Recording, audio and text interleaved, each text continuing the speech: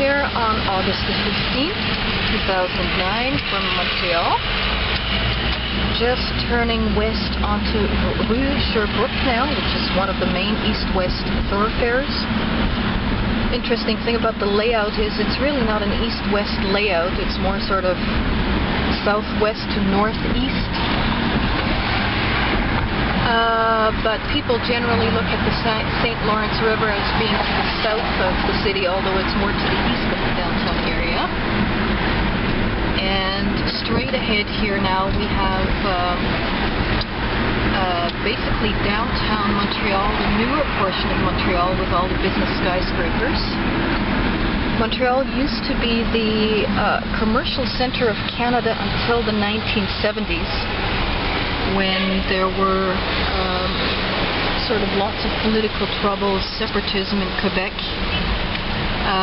even some armed standoffs between the Canadian Army, and there was some terrorism going on, the FLQ, in the 1970s when then Prime Minister Trudeau actually brought in the army, so there was some major political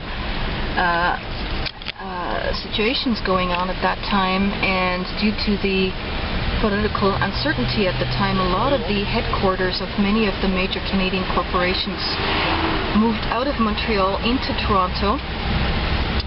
So Toronto ended up actually benefiting from that situation in the 1970s and has overtaken Montreal now as Canada's economic center.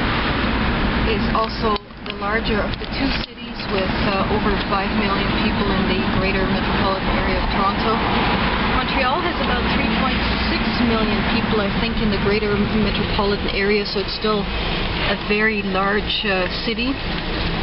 It's also the third largest French-speaking city, I was reading today, in the world after after Paris, France, and Kinshasa, which is a major African city, French-speaking city. And so Montreal is a very major city, extremely important culturally, and also very popular tourist destination. Lots of festivals going on. The Montreal Jazz Festival is known all over the world. Very popular event in, I think, July of every year. And then there's the Just for Laughs Festival, which has many different comedians, French and English-speaking comedians performing. So it is a very popular destination for tourism. We came into town this week to actually visit the Rogers Cup, which along with Toronto is one of the two Canadian venues for both the ATP Tour, the men's professional tennis tour, and the WTA Tour for the women. This year the men were playing in Montreal and the women were playing in Toronto. The men's tennis tournaments alternate every year. So next year the women are going to play in Montreal and the men are going to play in Toronto. But it's a great getaway, the city of Montreal, for tennis fans or even for a great weekend. Boston is not far away. I would say that Boston is probably, I don't know, hard to guess, but probably maybe about 3-4 hours. New York City is not too far either. Don't know exactly what the distance is, but you could probably be here in 4 to 5 hours would be my guesstimate.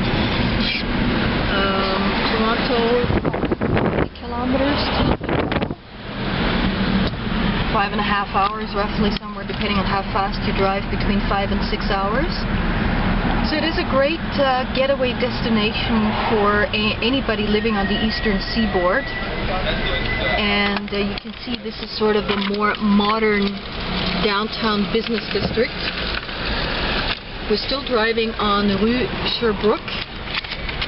Sherbrooke Street, one of the main east-west thoroughfares of Montreal, and we're going to make our way up onto Mont-Royal, which is the mountain that overlooks Mont-Royal. You can see in the background here, the green here is the mountain. Not hugely high, but definitely a great lookout point to have a look over the city.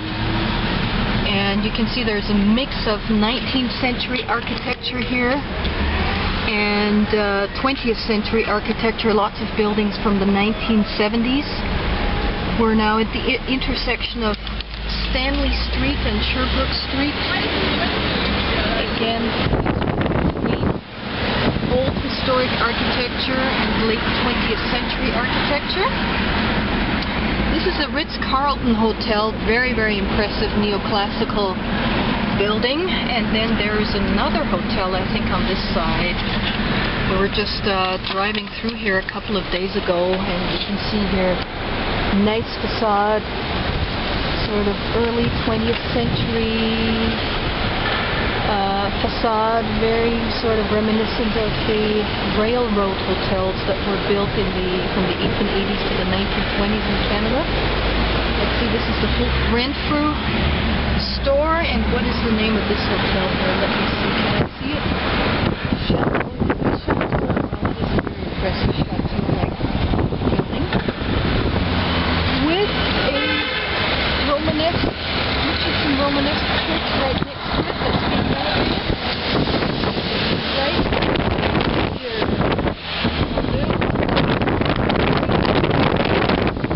Church. This is Rue Redpath ahead of us here. And I'm going to come back to you in just a second.